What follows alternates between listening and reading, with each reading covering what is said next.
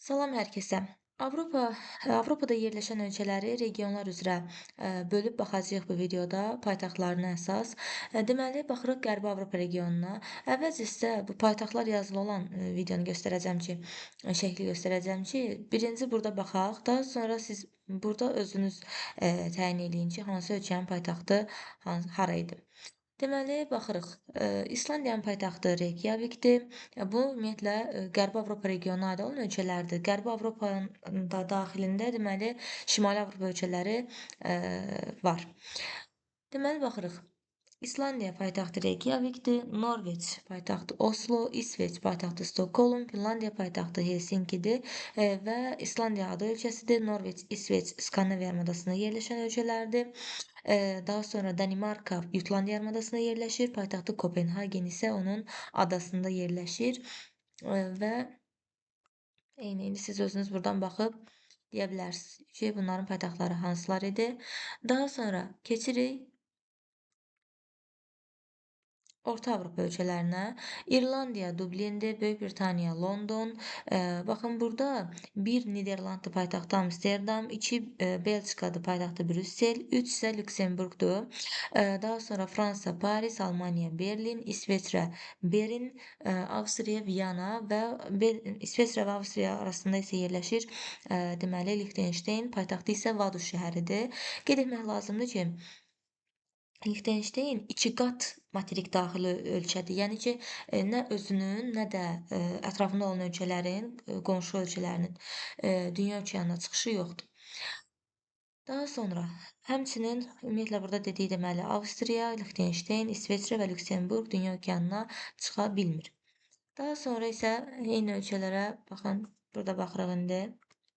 Paytaxtlarını özünüz qeyd eləyin və bu rəqəmləri də müəyyən eləyin hansı ölkələrdir. Daha sonra isə keçirik deməli Cənubi Avropa ölkələrinə. Baxın, bunlar Aralıq dəniz sahili ölkələri olaraq da adlarını qeyd eləyə bilərik. İspaniya paytaxtı Madriddir, Portuqaliyanın paytaxtı Lissabon və Portuqaliya Aralıq dəniz sahilində deyil. O Atlantik okean sahilindədir. Daha sonra bir burada Andorradır. Andorranın paytaxtı ilə Andorra özüdür və okeana çıxışı yoxdur. 2 Monakodur və yəni ümumiyyətlə Andorra yəni dənizə, okeana çıxışı yoxdur. Materik daxili ölkədir. Monako dənizə çıxışı var. Vatikan dənizə çıxışı yoxdur. İtaliya ərazisində olan deməli ölkədir. Anklav ölkədir bu. Hər tərəfdən İtaliya ilə əhatə olunub. 4 də San Marinodur. Onun da dənizə çıxışı yoxdur. Malta adada yerləşir, Valettadır. Yunanistan paytaxtı Afinadır, yarımadada yerləşir. Deməli, bu ölkələr yarımadada yerləşən ölkələr oldu. İspaniya, Portuqaliya, İtaliya, Yunanistan və qeyd etməliyik ki, burada bu kiçik dövlətlərdən yalnız Monako dənizə çıxışı var.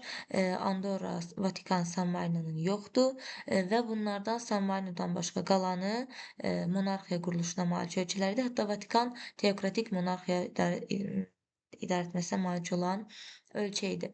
Daha sonra isə bu xəritələrə burada, bu ölkələrə burada baxaq.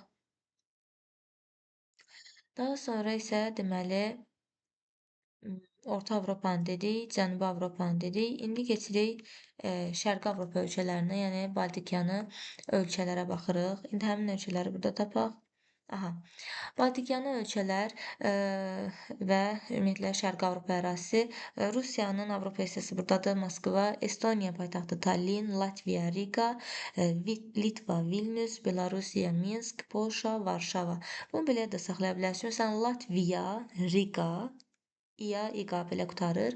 Polşa, Şa, Varşavada da Şa var. Yəni belə əlaqələndirib yadda saxlaya bilərsiniz. Eyni xəritə indi bu tərəfdə qoyuram, özünüz indi baxın buna. Paytaxtlarını bir dənə deyin. Daha sonra keçirik deməli Mərkəzi Avropa ölkələrinə. Çexiyanın paytaxtı Praqadır, Slovakiya Bratislava, Macarıstan Budapeşt, Sloveniya isə Lüblyanadır. Baxın bu ölkələr dedikdə artıq bunlar Şərqi Avropa ölkələri gedir. Və burada bu ölkə Avstriya idi məsələn. Avstriya Qərbi Avropada, amma qalan bu Çexiya, Slovakiya, Macarıstan, bunlar isə Şərqi Avropa ölkələri sayılır. Daha sonra indi isə həmin xəritələri, həmin ölkələri bu xəritədə baxın. və paytaxtlarını özünüzə deməyə çalışın. Daha sonra keçirik aha, bu hissəyə. Cənub-Şərqi Avropa ölkələrinə baxırıq. Ukraynanın paytaxtı Kiyevdir, Moldova Kişinyovdur, Moldovanın dənizə çıxışı yoxdur. Rumıniya Buxarest, Bolqarıstan Sofiya.